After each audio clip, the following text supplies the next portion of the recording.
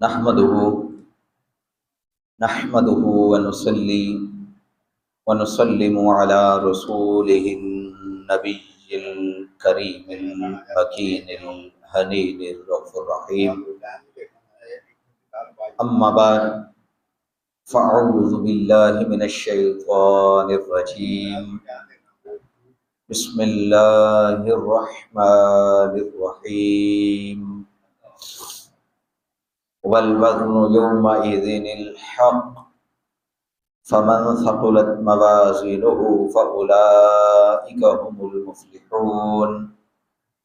أو كما قال الله تبارك وتعالى في شأن حبيبه إن الله وملائكته يصلون على النبي يا أيها الذين آمنوا صلوا عليه وسلموا تسليما. اللهم صل على سيدنا ومولانا محمد رسوله النبي الأمي وعلى آله وأصحابه وذرياته عليهم أجمعين. حاضرین و سامعین گرامی قدر، آج کا جو ہمارا بإذن اللہ گفتگو کا عنوان ہے وہ ہے میزان کی حقیقت. اللہ رب العزت کی ذات نے ارشاد فرمایا سورہ الاعراف میں اس کی آیت نمبر 8، ارشاد فرمایا والوزن یومئذ الحق، اور جان لو اے لوگو، یہ بات اپنے دل و دماغ کی تختیوں پر نقش کر لو اور اس حقیقت کو پلے باندھ لو کہ اعمال کا تولا جانا حق ہے. اعمال کا تولا جانا حق ہے. فرمایا فمن ثقلت موازینہ، تو جب اعمال تولے جائیں گے تو اس وقت جن کے نیکیوں والے پلڑے بھاری ہو گئے فَأُولَئِكَ هُمُ الْمُفْلِحُونَ، تو جان لو فلاح پانے والے وہی ہیں، وہ مراد کو پہنچ گئے، وہ کامیاب ہو گئے، وہ فلاح پا گئے کہ جن کا نیکیوں والا پلڑا بھاری ہو گیا. اب آج ہم اس میزان کی حقیقت کو ڈھونڈیں گے کہ میزان کی حقیقت کیا ہے، کیونکہ میزان ایک ایسی چیز کا نام ہے عربی لغت میں جس پر کسی چیز کو تولا جائے اس پیمانے کو میزان کہتے ہیں. تو چونکہ ہمارے نیکیوں کے اور گناہوں کے جو اعمال ہیں ان کو میزان پر تولا جائے گا، اور میزان پر تولنے کے بعد اگر نیکیوں کا پلڑا بھاری ہے تو دائیں ہاتھ میں نامہ اعمال دے کر ہماری جنت کا فیصلہ کر دیا جائے گا، اور اگر ہمارا گناہوں کا پلڑا بھاری ہے تو اللہ نہ کرے ہمارے بائیں ہاتھ میں نامہ اعمال دے کے ہمیں دوزخ بھیج دیا جائے گا. یہ ہے میزان. اب اس آیہ مبارکہ کو اپنے ذہن میں رکھیے گا، اور اس آیہ مبارکہ کے الفاظ کو خصوصاً لفظ میزان کو ذہن میں رکھتے ہوئے پوری گفتگو کو سماعت فرمائیے گا کہ میزان اس چیز کا نام ہے کہ جہاں پر اعمال تولے جائیں گے، جہاں پر اعمال تولے جائیں گے، یعنی نماز ہے، روزہ ہے، حج ہے، زکوٰۃ ہے، اس طرح اعلی حاضر القیاس جتنے نیک اعمال ہیں وہ میزان پر تولے جائیں گے. اب کائنات کا جو دستور ہے، دنیا کا جو اصول ہے اور قانون ہے وہ یہ کہ کوئی بھی چیز جس طرح آرڈر کی جائے، جس پیمانے پر مال کا آرڈر دیا جائے، اسی پیمانے کے مطابق اس کو وصول کیا جاتا ہے۔ مثال کے طور پہ آپ منڈی چلے جائیں اور منڈی جا کے تو آپ اسے کہیں بھائی 2 درجن کیلے مجھے بھجوا دیں۔ جب وہ شخص آپ کے لیے 2 درجن کیلوں کا آرڈر لے کے آپ کے گھر پہنچے تو آپ آرڈر جب وصول کرنے لگیں تو ترکڑی لے کر بیٹھ جائیں۔ کبھی ایسا ہوا ہے؟ ایسا نہیں ہوتا۔ اگر آپ ایسا کریں گے تو وہ کہے گا کہ بھائی کچھ خدا کا خوف کریں، آپ کا جو آرڈر تھا وہ تو تھا درجن کے حساب سے، گن کے، اور جب آپ مال وصول کرنے لگے ہیں تو آپ ترکڑی لے کر بیٹھ گئے ہیں۔ آرڈر تو گن کے تھا۔ تو جس طرح آپ نے آرڈر دیتے وقت گنتی کا پیمانہ رکھا ہے، اصول اور قانون اور دستور یہ ہے کہ آپ مال کو جب وصول کر رہے ہیں تو آپ ترکڑی نہ لے کر بیٹھیں، بلکہ آپ وہی پیمانہ گنتی والا رکھیں۔ دوسری ایک مثال اور لے لیں، آپ آلو یا پیاز مارکیٹ سے آرڈر کرتے ہیں کہ بھائی مجھے 50 کلو والی بوری بھیج دیں۔ جب وہ شخص آپ کا آرڈر لے کر آئے تو آپ آلو اور پیاز کو درجن کے حساب سے گنتی کرنے لگ جائیں۔ کیا ایسا ممکن ہے؟ ایسا ہوتا نہیں ہوتا، کیونکہ یہ قانون اور دستور نہیں ہے۔ قانون اور دستور یہی ہے کہ جس پیمانے کے مطابق آرڈر دیا جائے وصول بھی اسی پیمانے کے مطابق کیا جاتا ہے۔ اب اعمال پر ذرا غور کریں۔ اللہ کی ذات نے ہمیں نمازیں دی۔ کتنی نمازیں؟ 50۔ وہ پھر 50 نمازیں گنتی کی، گن کر دی، اور پھر لمحہ بلمحہ گنتی کر کے ان میں تخفیف فرمائی، ان کو کم کیا، اور 9 دفعہ وہ بھی گنتی کا عدد ہے، 9 دفعہ گنتی میں کم کر کے 5 کر کے تو پھر آخر 5 نمازیں ہمیں عطا۔ پھر اس کے بعد دوسری عبادت لے لیں، ایک اور روزہ لے لیں مثال کے طور پہ۔ تو روزہ بھی اللہ کی ذات نے گن کے دیا ہے کہ بھائی 29 یا 30 دن ہیں گنتی کے، ان کو پورا کرنا ہے۔ ایک اور عبادت کوئی حج لے لیں، اللہ کی ذات نے صاحب استطاعت پر زندگی میں صرف 1 مرتبہ فرض کیا ہے، اور ایک وہ بھی گنتی ہے، گنتی کا 1 مرتبہ۔ پھر زکوٰۃ کو لے لیں، گنتی کے حساب سے فرض کیا کہ 100 میں سے 2.5%، 2.5%، وہ 2.5% وہ بھی گنتی ہے۔ تو اعمال تو دیے گن کے، اب جتنے مرضی اعمال کو ان کے اوپر قیاس کرتے چلے جائیں، اعمال دیے گن کے، لیکن فرمایا کہ والوزن یومئذ الحق، اس دن اعمال کا تولا جانا حق ہے۔ باری تعالی دنیا میں یہ قانون اور دستور تو ہم نے نہیں دیکھا کہ مال گن کے دیا جائے اور تول کے واپس لیا جائے۔ اب ہمیں تو نمازیں دے رہا ہے گن کے، روزے دے رہا ہے گن کے، حج اور زکوٰۃ اور دوسرے اعمال دے رہا ہے گن کے، لیکن کیا جب ہم تیرے پاس واپس پلٹیں گے اور تو میزان لگائے گا تو کیا تو ترکڑی رکھ کے بیٹھ جائے گا؟ تو کس طرح تولے گا؟ اب باری تعالیٰ تو چونکہ سب سے بڑا عادل ہے، تو سب سے بڑا منصف ہے، تیرے جیسا عدل کرنے والا کوئی نہیں، تیرے جیسا انصاف کرنے والا کوئی نہیں۔ تو یہ عدل کا پیمانہ تھوڑی ہے کہ دیا جائے گن کے اور لیا جائے تول کے، یہ عدل اور انصاف کا پیمانہ تو نہیں ہے۔ تو باری تعالیٰ کیا کوئی عدل اور انصاف کا پیمانہ بھی تیرے ہاں ہے؟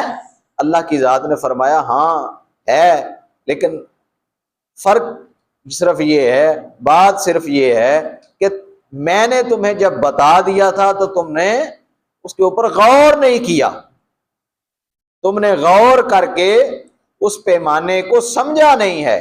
باری تعالیٰ تو نے جو پیمانہ ہمیں عطا کیا وہ کون سا پیمانہ تھا؟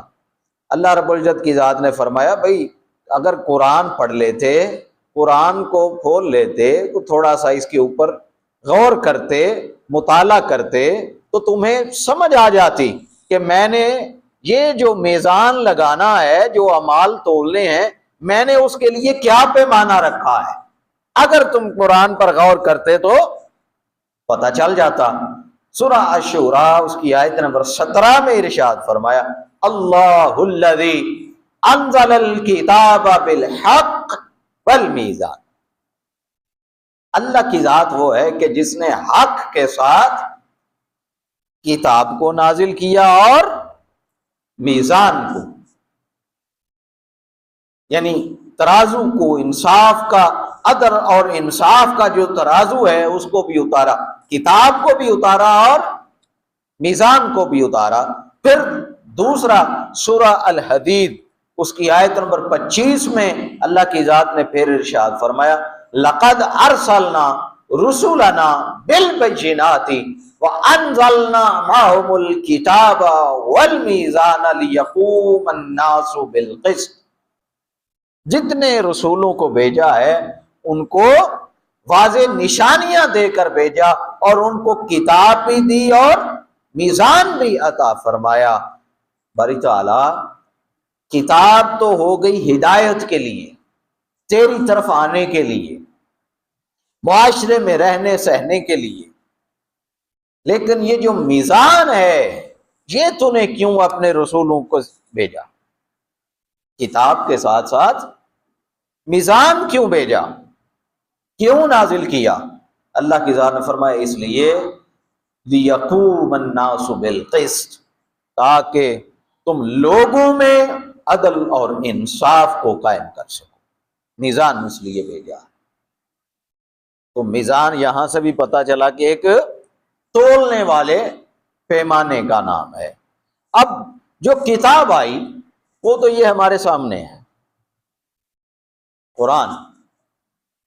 اب کوئی یہ تو کہہ نہیں سکتا کہ کتاب اور میزان قرآن ہے، کیوں کہ اللہ کی ذات نے یہ تو فرمایا ہی نہیں۔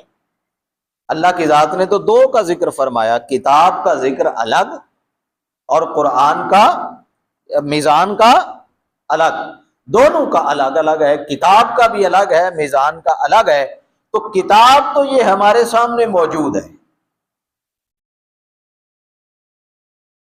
میزان کہاں گیا؟ جس طرح قرآن اور کتاب ہمارے سامنے موجود ہے، کسی نہ کسی کونے میں دنیا میں کہیں نہ کہیں میزان کا بھی کوئی نام و نشان تو ہونا چاہیے نا،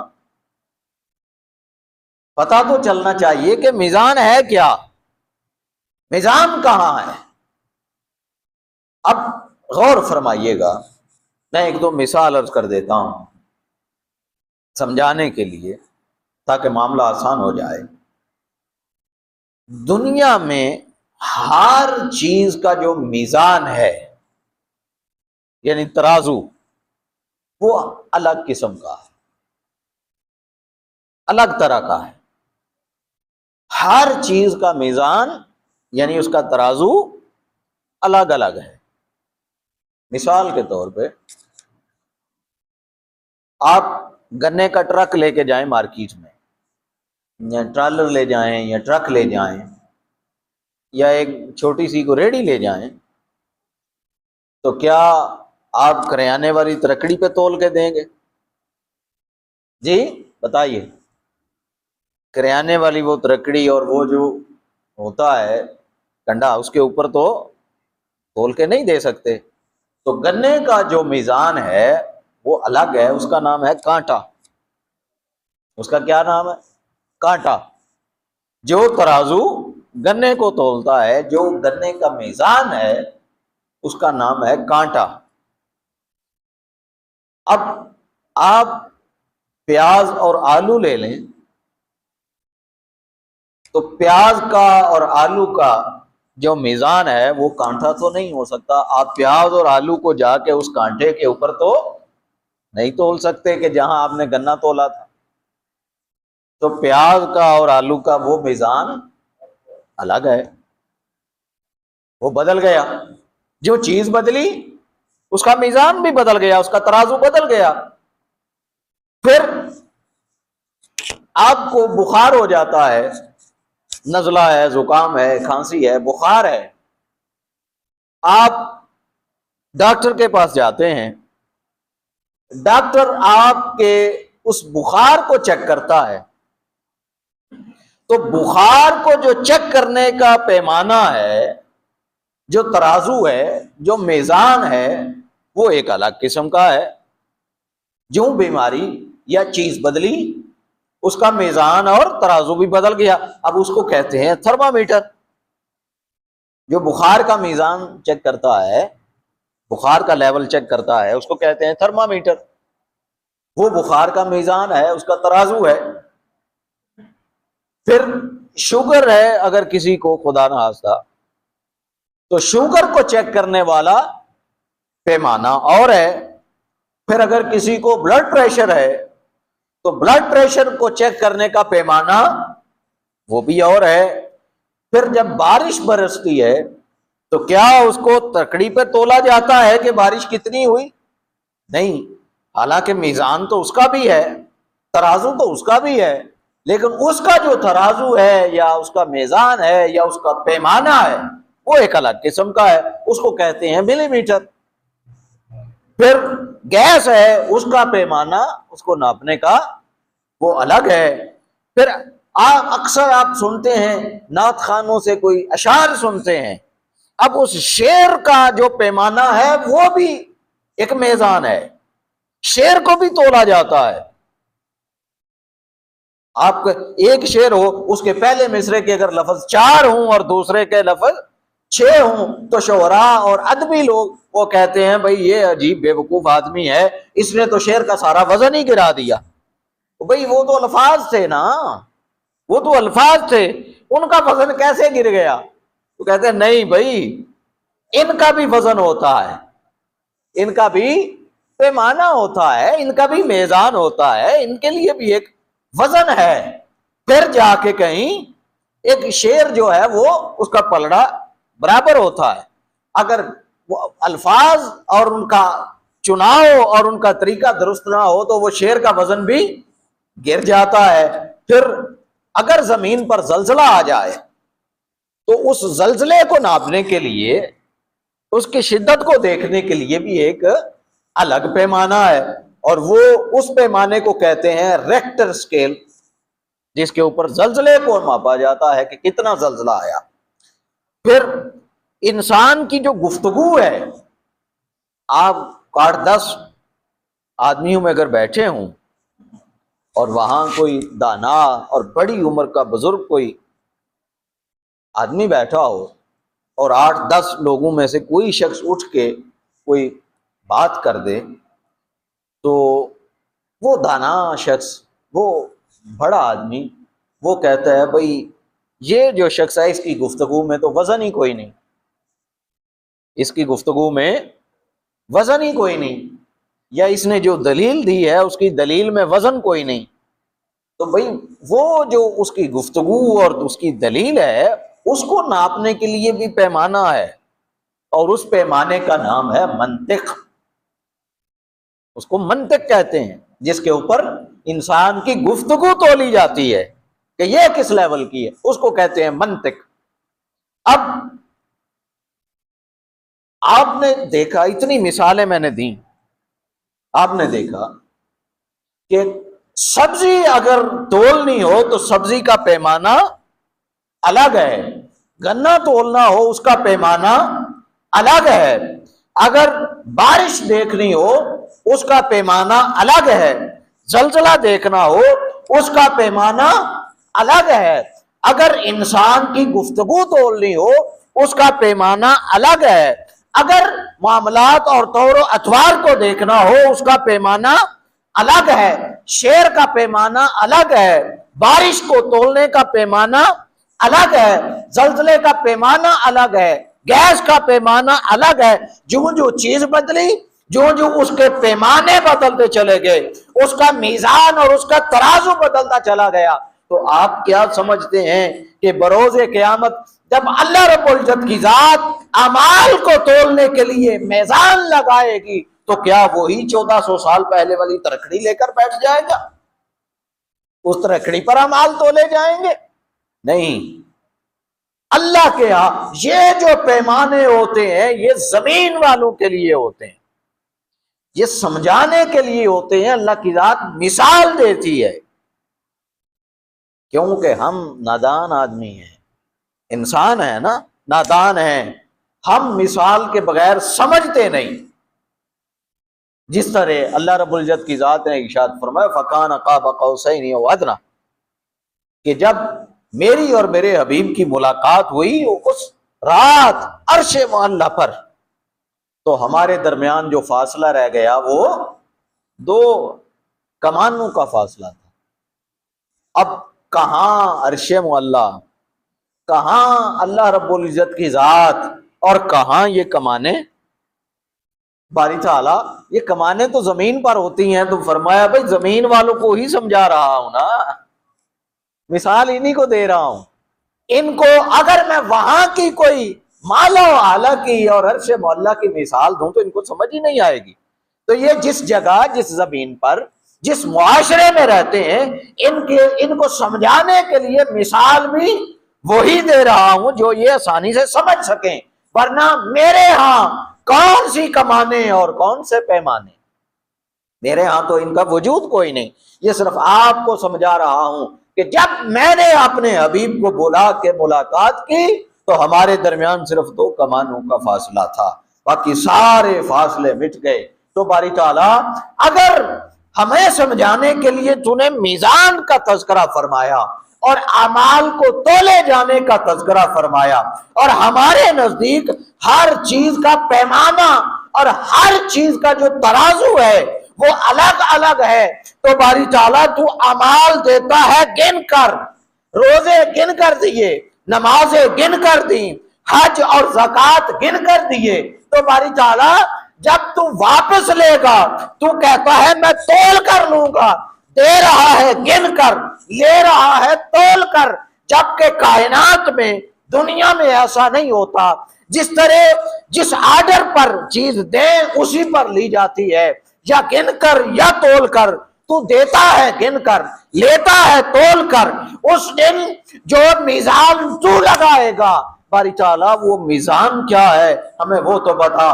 فرمایا اس دن جو میزان میں لگاؤں گا جس پر تمہارے اعمال تولے جائیں گے، المیزان ہوا سیرت محمد صلی اللہ علیہ وسلم، اس دن جب میں میزان لگاؤں گا اس میزان پر اعمال تولے جائیں گے تو سیرت مصطفیٰ کی روشنی میں تولے جائیں گے۔ میں دیکھوں گا کہ تم نے میرے مصطفیٰ کی سیرت پر کتنا عمل کیا ہے، وہ پیمانہ ہوگا۔ سیرت مصطفیٰ ایک ایسا پیمانہ ہوگا جس پیمانے پر میں تمہارے اعمال کو تولوں گا۔ اگر تمہارے اعمال میرے مصطفیٰ کی اتباع میں، سیرت میں، سنت میں اور اس کی اطاعت میں بسر ہوئے، اس کی سنت اور اتباع میں گزرے، تو تمہیں تمہارے اعمال نامے کو بھاری کر دوں گا، نیکیوں والے کو، اور تم جنت میں چلے جاؤ گے۔ اور اگر تمہارے اعمال سنت مصطفیٰ کے پیمانے پر پورے نہ اترے تو تمہارا گناہوں کا پلڑا بھاری ہو جائے گا، بائیں ہاتھ میں نامہ اعمال دوں گا اور جہنم میں پھینک۔ تو اس دن جو ترازو لگے گا، وہ ترازو، وہ کسوٹی، کہ جس ترازو پر، جس کسوٹی پر ہمارے اعمال تولے جائیں گے، اس ترازو اور اس کسوٹی کا نام سیرت مصطفیٰ ہے صلی اللہ علیہ وسلم۔ کیوں؟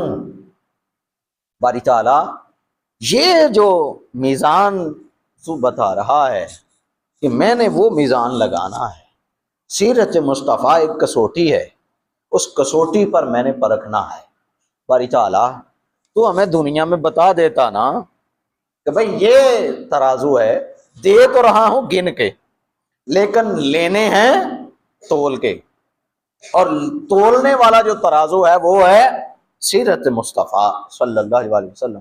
تو باری تعالیٰ تو ہمیں دنیا میں بتا دیتا نا کہ بھئی یہ پیمانے پر میں نے تولنا ہے، تیاری کر کے آنا۔ اللہ کی ذات نے فرمایا بھئی بتایا تو تھا، بتایا تھا، لیکن تو نے غور نہیں کیا۔ باری تعالیٰ کہاں بتایا تھا؟ فرمایا بھئی قرآن ہے نا، قرآن کی سورہ الاحزاب یاد کرو، اس الاحزاب کی ایک آیت میں میں نے فرمایا تھا کہ لقد کان لکم فی رسول اللہ اسوۃ حسنہ، لوگو تمہارے لیے زندگی گزارنے کے لیے جو بہترین نمونہ ہے وہ اسوہ مصطفیٰ ہے، وہ مصطفیٰ کی سیرت ہے کہ اس پیمانے پر عمل کر کے، اس سیرت پر عمل کر کے، اس اسوہ پر عمل کر کے تم کامیاب اور فلاح پا سکتے ہو، تم کامیاب اور کامران ہو سکتے ہو، تم فلاح تمہارا مقدر کر دی جائے گی اگر تم اس اسوہ پر چلے جو میرے مصطفیٰ کا طریقہ ہے، جو میرے مصطفیٰ کی سیرت ہے۔ جب آقا علیہ السلام نے اول توحید کی دعوت دی، اول، یہ دوسری مثال دے رہا ہوں قرآن سے، ایک تو یہ لقد کان والی اور پھر آگے دوسری، جب آقا علیہ السلام کوہ صفا پر کھڑے ہیں اور کوہ صفا پر کھڑے ہو کے آقا علیہ السلام پانی کے کوہ صفا پر کھڑے ہو کے آقا علیہ السلام اعلان فرما رہے ہیں، اے لوگو، اے اہل قریش، اے اہل ہاشم، آؤ میری بات سنو، آؤ میری طرف آؤ، میری بات سنو، میری طرف توجہ کرو۔ آقا علیہ السلام بلاتے ہیں، اہل قریش جمع ہو جاتے ہیں، اہل ہاشم جمع ہو جاتے ہیں، بنی ہاشم آ جاتے ہیں، قریش آ جاتے ہیں، پورا اہل مکہ کے جو سردار ہیں وہ آ جاتے ہیں۔ وہ آ کے پوچھتے ہیں بھئی کیا بات ہے، کیوں بلایا ہے؟ آقا علیہ السلام فرماتے ہیں بھئی بلایا اس لیے ہے کہ دیکھو میں یہ صفا پر کھڑا ہوں، اگر میں کہوں کہ یہ جس پہاڑی پر کھڑا ہوں اس کے پیچھے ایک بڑا لشکر ہے، وہ آ کے تم پر حملہ کر دے گا اور تمہیں تباہ و برباد کر دے گا، تو کیا تم میری بات مان لو گے؟ کیا تم میری بات مان لو گے؟ انہوں نے کبھی مان لیں گے۔ آقا علیہ السلام نے پھر دوسری مرتبہ فرمایا بھئی غور سے سن لو، میں کہہ رہا ہوں کہ یہ جس پہاڑی پر میں کھڑا ہوں اس کے پیچھے ایک لشکر ہے، ادھر دیں بیٹے، اس کے پیچھے ایک لشکر ہے اور وہ پورا مسلح ہے، مسلح ہے ہتھیاروں کے ساتھ، اس کے پاس جدید ترین ہتھیار ہیں، پورا ایک لشکر ہے، تو وہ تمہارے اوپر حملہ کرنے والا ہے اور وہ تمہیں تباہ و برباد کر دے گا، تو کیا میری بات مان لو گے؟ میں کہا مان لیں گے، کیوں نہیں مانیں گے؟ اس میں آقا علیہ السلام نے پوچھا بھئی وہ جو لشکر ہے تم نے تو دیکھا کوئی نہیں، تم نے اس لشکر کو تو دیکھا کوئی نہیں، تو کیسے مان لو گے؟ کیوں مان لو گے بغیر دیکھے؟ انہوں نے کہا کہ اس لیے مان لیں گے کہ ہم نے دیکھا ہے گزشتہ 40 برس آپ کے ہمارے درمیان گزرے ہیں، ہم نے ان 40 سالوں میں دیکھا ہے آپ نے ایک مرتبہ بھی جھوٹ نہیں بولا، آپ نے ایک دفعہ بھی جھوٹ نہیں بولا، ہم نے 40 سال میں دیکھا ہے کہ آپ نے ایک دفعہ بھی امانت میں خیانت نہیں کی، آپ نے غلط بیانی نہیں کی۔ تو جب غلط بیانی نہیں کی، جھوٹ نہیں بولا، امانت میں خیانت نہیں کی، آپ صادق اور امین ہیں، تو پھر آپ جو مرضی فرما دیں ہم تو مان لیں گے، ہم تو مان لیں گے۔ تو آقا علیہ السلام نے فرمایا بھئی اگر صرف میرے کہنے پر یہ مان سکتے ہو کہ اس پہاڑی کے پیچھے لشکر ہے، بن دیکھے میرے کہنے پر یہ مان سکتے ہو، تو پھر میں تمہیں یہ بتاتا ہوں قل هو اللہ احد، میرے کہنے پر یہ بھی مان لو کہ اللہ، یہ بھی میرے کہنے پر مان لو۔ تو بتائیے جنہوں نے آقا علیہ الصلوۃ والسلام کی اس دعوت توحید کو قبول کیا، انہوں نے خدا کو دیکھ کر قبول کیا یا مصطفیٰ کو دیکھ کر قبول کیا؟ صلی اللہ علیہ وسلم۔ انہوں نے کس کو دیکھا؟ زبان مصطفیٰ پر اعتماد کیا نا، اللہ کو تو کسی نے نہیں دیکھا۔ تو آقا علیہ الصلوۃ والسلام کی اس دعوت توحید پر جنہوں نے اس دعوت کو قبول کیا، اس دعوت پر ایمان لے آئے، انہوں نے بھی رسول کریم صلی اللہ علیہ وسلم کی اس بات کے اوپر اعتماد کیا کہ میرے کہنے پر مان لو اللہ ایک ہے۔ تو ان کے لیے توحید کو منوانے کے لیے بھی جو کسوٹی ہے، وہ کسوٹی بھی محمد مصطفیٰ کی ذات صلی اللہ علیہ وسلم۔ تو اگر ایمان ملے مصطفیٰ کی وجہ سے، اسلام ملے مصطفیٰ کی وجہ سے، دولت ملے مصطفیٰ کی وجہ سے، ایمان اور اسلام کی دولت بھی مصطفیٰ کی وجہ سے، یہ کتاب قرآن بھی مصطفیٰ کی وجہ سے، میزان اور عدل بھی مصطفیٰ کی وجہ سے، اگر کائنات کی ہر نعمت وہ بھی مصطفیٰ کی وجہ سے، تو ایمان سے بتائیے پھر ایسا کیوں نہیں ہو سکتا کہ قیامت والے دن جب اللہ رب العزت کی ذات میزان عدل لگائے، جس میزان پر اعمال کو تولا جائے، وہاں کسوٹی مصطفیٰ کیوں نہیں بن سکتی صلی اللہ علیہ وسلم؟ کیونکہ اللہ کی ذات نے یہاں بتا دیا ہے کہ تمہاری کامیابی اور تمہاری فلاح اسی میں ہے کہ تم اسوہ مصطفیٰ پر چلو، تم جس طرح میرے مصطفیٰ کہہ دیں اس طرح اسی رستے پر چلتے چلے جاؤ، وہی کامیابی اور فلاح کا راستہ ہے۔ اور قیامت والے دن جب میں اعمال کو تولوں گا تو اسی کسوٹی پر اور اسی میزان پر تو یہ ہے وہ میزان کہ جس میزان اور جس ترازو پر تول کر اللہ رب العزت کی ذات ہمارے اعمال کو واپس لے گی۔ تو لوگوں کوشش کرو کہ اپنے جو اعمال ہیں ان کو سنت رسول کے تابع کرو، جتنے اپنے نیک اعمال ہیں، نماز ہے، روزہ ہے، حج ہے، زکوٰۃ ہے، حسن سلوک ہے، رحمت کا معاملہ ہے، محبت کا معاملہ ہے، اپنے ہر نیک عمل کو مصطفیٰ کی جانب منسوب کر دو، اور اپنے ہر نیک عمل کو اسوہ مصطفیٰ کے تابع کر دو، اپنے ہر اچھے اور نیک عمل کو سیرت مصطفیٰ کی روشنی میں پورا کرو، اور اتباع مصطفیٰ میں جیو اور اتباع مصطفیٰ میں کرو۔ اپنی دنیا کو آقا علیہ الصلوۃ والسلام کی سیرت اور اسوہ کے تابع کر لو، اپنی زندگیوں کو سیرت اور اسوہ مصطفیٰ کے تابع کر لو، تو قیامت والے دن اللہ رب العزت کی ذات اسی جس کسوٹی پر اعمال کو تولے گی، جب آپ کی ساری زندگی اسوہ مصطفیٰ پر اور اطاعت و اتباع مصطفیٰ پر گزری ہوگی، تو جب اسی کسوٹی پر اعمال کو تولا جائے گا تو پھر فلاح آپ کا مقدر ہوگی، اور نامہ اعمال آپ کے دائیں ہاتھ میں دے کر اللہ رب العزت کی ذات آپ کا جنت کا فیصلہ فرما دے گا۔ کوشش کریں اپنی زندگیوں کو بدلیں، اپنے حالات کو بدلیں، اپنے دلوں کی دنیا کو بدلیں، اپنے دل و دماغ کی سوچوں کو بدلیں، اپنے معاملات کو بدلیں، اپنے ہر عمل کو آقا علیہ السلام کی اتباع میں لے کر جانا، ہر عمل کو ان کے تابع کر دینا۔